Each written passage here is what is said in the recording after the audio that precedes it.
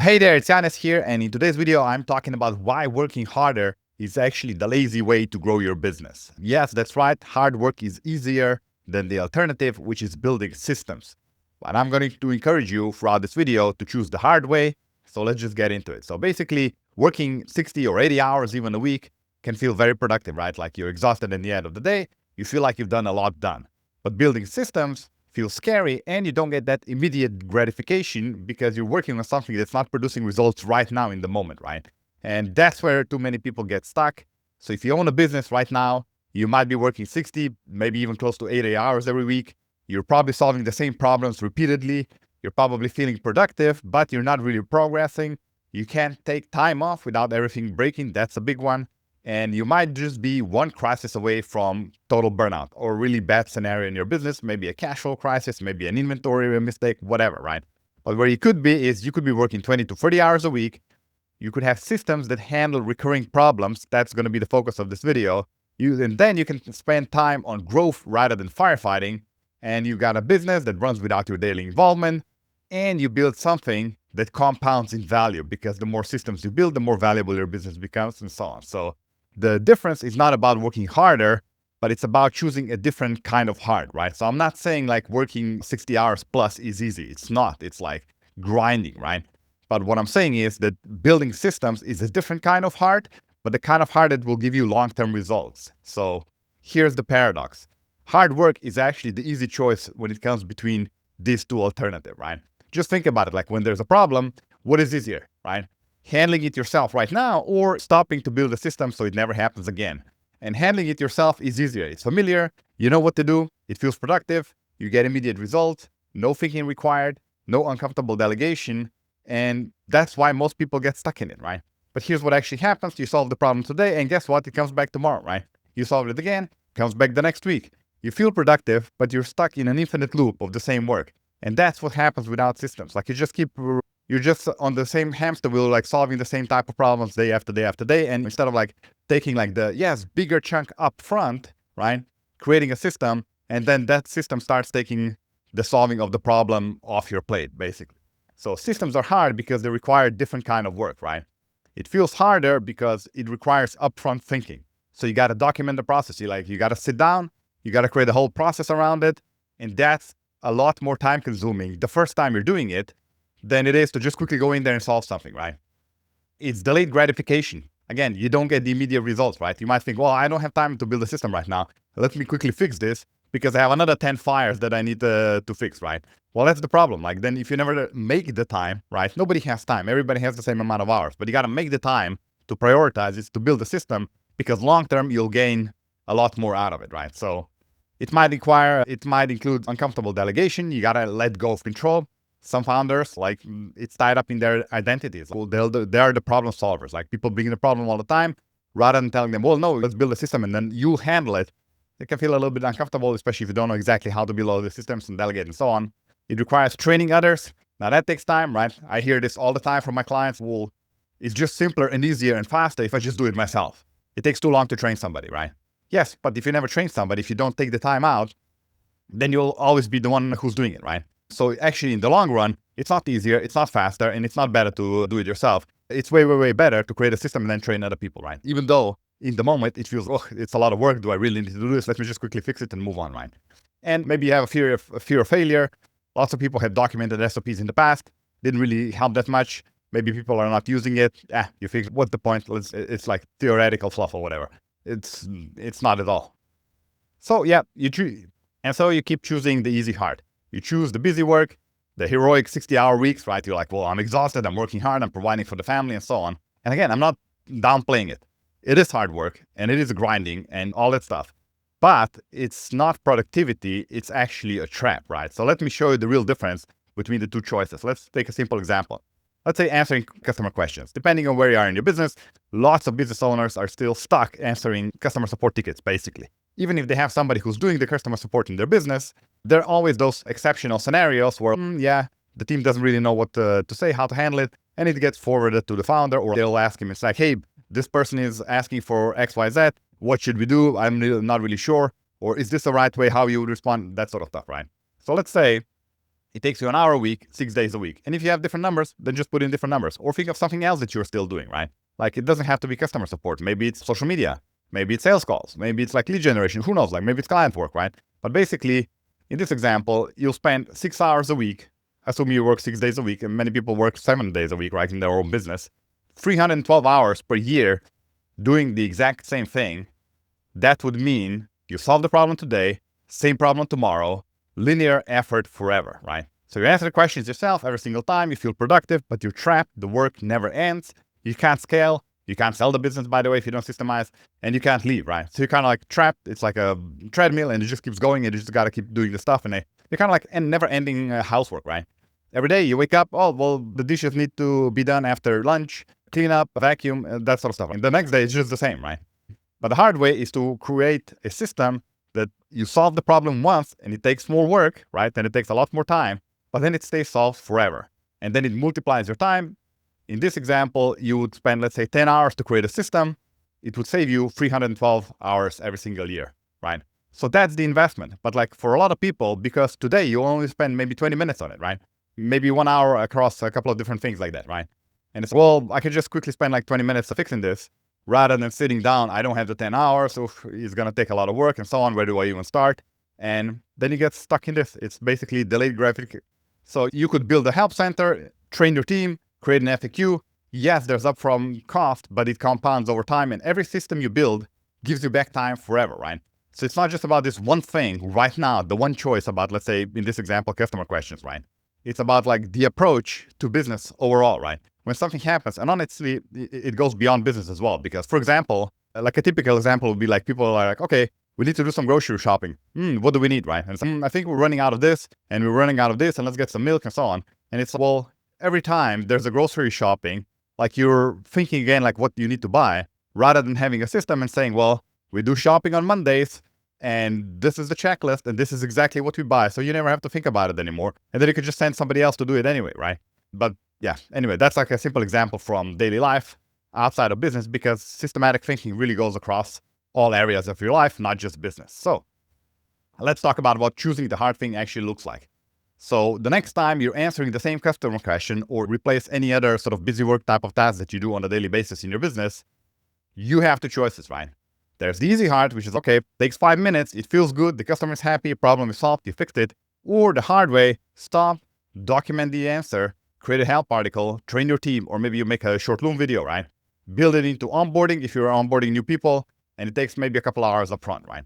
And depending on the issue, it might just take 30 minutes or maybe 1 hour, depending on how much systemized you already are in your business. If you have nothing, obviously at the beginning it's going to be harder, but then it's even more important for you to do it. If you already have pretty good systems, really you're just tweaking it, because everything that comes like this, it's, okay, well, that's exposing a gap in my systems. Let me quickly just adapt it and improve it a little bit. I'll take half an hour to fix it, and that's it, right? Or at least you put it on a list, you fix it at the end of the day. But you got to do it, basically. So which one feels harder, right? Is it like the 2-hour investment or the 5 minutes that you put in, but you put it in repeatedly every single week for the rest of your life, basically, right? So here, this number, that just shows you per year, right? What if you're in business for 10 years? That's 3,000 hours. How many weeks is that? That's like 80 weeks or whatever. Yeah, that's a lot of time. That's 1.5 years just answering something that you could have fixed in 10 hours. That's kind of crazy when you think about it. Like the longer time goes on, the longer you stay in business, the more it compounds. And again, that's just one example of one little thing that you probably do in your business, right? So that's why, yeah, systemizing your business has an incredible ROI. People chase ROI in marketing and ads and all this other stuff, which it's important. Obviously, you need to get traffic to your business, but really, I mean, this is the biggest ROI. And even marketing, when you think about it, and all the other stuff is just systems. So again, you're going to need to systemize it, right? So again, the choosing to build systems is choosing to work hard once instead of working hard forever, right? It's going to start reducing your workload. It's going to start reducing your hours. It's going to start increasing the capacity of your business. Therefore, you can grow faster, you can scale higher, and all this sort of stuff, right? So you're going to have to do hard work either way. You're just choosing what type of hard work do you want, right? Do you want the hard work that traps you? It's familiar, it feels productive, it gets immediate results. Or the hard work that frees you, it's uncomfortable, it doesn't maybe feel as productive at the beginning, right? Because as you're busy building the systems, well, it feels like nothing else is moving in the business. Like I'm not working on, I don't know, my marketing campaign, or I'm not doing the sales calls, or whatever it is that you're doing otherwise, right? So yeah, that's why most business owners never make this choice consciously. They just default to whatever feels easier in the moment. So it's really like a mindset shift, right? You gotta, like, whenever something happens, you really gotta kind of like force yourself or remind yourself, like, I don't want to solve this just once, right? To remind yourself that I don't want to just solve this now and then I have to solve it again tomorrow. So basically, you never want to solve problems more than once. Solve it once, it takes more time, but then you don't have to solve it again, right? The most annoying thing is the things that you just gotta keep on solving and solving day after day. So here's what I want you to do. So I want you to think about one recurring task in your business. I gave an example of customer support. Just think about something else, right? Something that you do every week, maybe even every day. Something that takes time but feels too small to create a system around, right? And now let's calculate the actual cost of choosing the easy way versus the hard way. So let me show you a quick way to visualize the ROI of building systems overall. Now, this is a little bit more elaborate calculator, so we don't need to use all of it. But let's go for the immediate ROI. Okay, so what's your hourly value right now? You can simply calculate it by your net profit divided by the amount of hours. Let's keep it simple, say it's $100. Okay, so how many hours are you going to save if you didn't have to do this type of things anymore in your business, right? It might be 10 hours. All right, so you're saving $1,000 a month. It might be 20 hours, and maybe your hourly is higher, right? Now you're saving 13K a month. That's 6 figures a year. So really, once you start thinking about the ROI of your time and what you could be spending it on, it becomes more tangible, right? But let's look at a little bit more elaborate calculation. So let's say you're doing 50K in revenue, right? And let's say you're processing 500 orders a month, or it doesn't matter. I mean, maybe you have a service business, and then the 50K would be maybe just like 4 clients on a bigger package. It doesn't really matter, right? But let's talk about, this is just to give a baseline of your business so that these numbers can then plug into the value and all this sort of stuff that we'll go through. And let's say your current net margin is, let's make it 30%. So that means you're pocketing 15K per month out of the 50K per month, right? So that's your net margin. Okay, cool. So now let's talk about building systems. Now, obviously, it's going to require some investment to build systems, right? And then eventually to hire people who are going to operate the systems. But let's just keep it simple for now, and let's just ignore the people. Let's just say it's still going to just be you, right? You don't need any extra cost added on top. And let's just say that you are growing currently at 10% per year, right? So that's your average sort of, let's call it organic growth rate, right? Like if you don't do anything, if you just continue doing everything the way how you're doing, okay, you're growing at 10% per year, right? Now, let's include the strategic boosters, as I call them. I'll default to 0, first of all. So here's your current organic growth rate. And now let's say if you start building systems, right, let's start estimating how much more productive you would be and how much faster you could grow because of it, right? And you can start small, like you just estimate, okay, if we're growing at 10% right now, let's say we build systems that make everything more efficient, maybe we get like a 20% boost on top. Or let's say, yeah, it doesn't really matter. Let's say 45% boost on top, right? So instead of doing things sort of like as they come and just let's quickly do it and off the top of my head and like whatever you remember and you do it and stuff like this, let's say you would build systems around it and compound that through across the entire company, and you would get a 35% boost in being efficient. That means you will go faster because everything can be done 35% faster, right? So that means your new strategic growth rate would be 13%, right?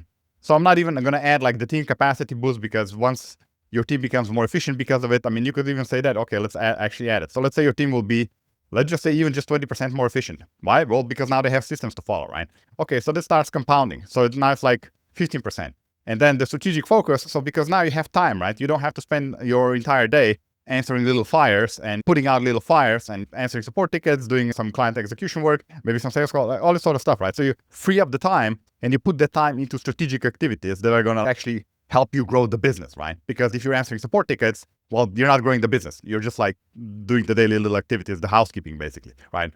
But let's say you do get so you're going to free up time and you can put it into strategy. So let's say that will increase your growth by 30%, or let's say 35%. Okay.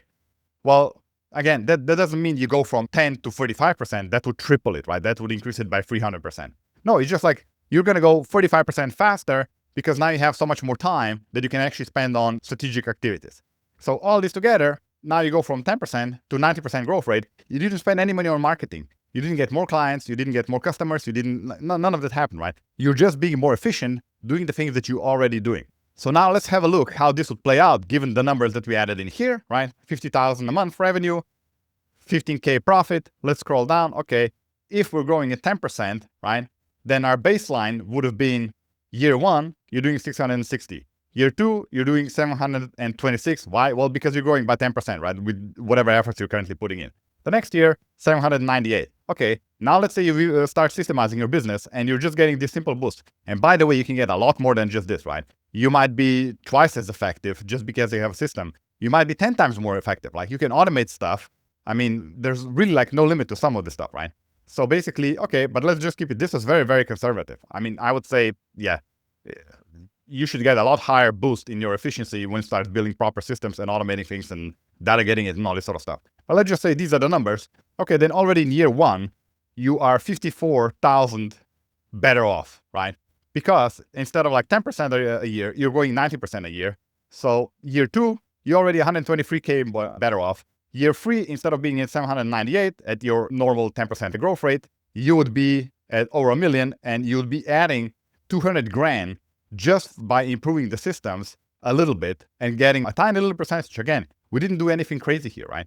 We just added from 10% to 12%, and then a little bit more, and then a little bit more, and now we're from 10% to 19%.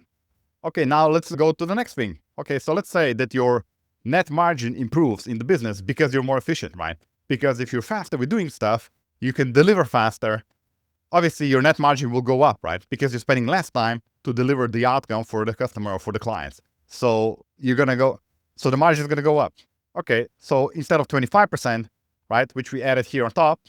Okay, so let's estimate the margin. So here on top, we said 30%. Okay, so that was a 30% net margin. Let's say you get a 25% boost, right? So that doesn't mean, again, that it goes to plus 25% to like 55%. That would be kind of crazy, right? See, it just means it's a little bit more, it just means your net margin improves just by 25% extra, right? Okay, so that adds another layer of profit on top, right? Okay, so now let's play with the net margin. So here at the top, we said, okay, you got 30% margins, right? That's what we entered in. So that's basically your baseline, 30%. Okay, now let's say that because you are more efficient, right? Like I said, you're gonna get the stuff done more quickly, which means the margin will go up. Okay, so let's say it goes up to 35%, right? Okay, so again, just from the margin, you're adding up tens of thousands of dollars each year, right? And then, okay, we can continue and like start talking about valuation and exit value. Once you're systemized, you get higher multiple, plus you got higher profits because of the net margin, plus you've got more revenue anyway because you're more efficient. Again, none of this touches marketing or anything like this, but I think that's enough for the calculator part. What I'm trying to make is the point that like the systems, once you see the numbers, the choice becomes obvious, right? 10 hours building a system can save you over 300 hours a year. It's a no-brainer, right? And over the long run, it's going to save you tens and tens of thousands and maybe 6 figures and more, and actually allow you to scale compared to burning out and potentially like collapsing. I mean, a lot of businesses go that way, unfortunately. But that's the lesson. You know, too many people, like most people, they don't do the math. They feel like building systems is too hard. So they keep choosing the easy hard and they stay stuck.